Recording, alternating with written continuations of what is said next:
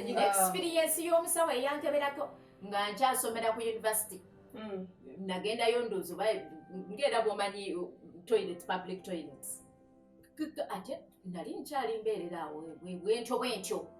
kakati ngoba onomanya bwonoogenda bwentyo anti kati abantu bayinza oga nali mbeerera kakati bwamala okukebera bw'ati jjukira layini yali mpanvu abantu abaze balinda biki kati olwokuba nali student nga nina ID ne bampisaawo mangu bwamala bw'ati okunkebera nangamba wakulirawo oli waawo abakuzala bano bozi bagambye gwe nalwoga kakati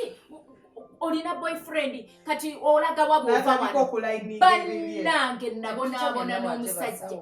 naguno gujwa gayamperekera paka mu Africa Hall ng'akyalojja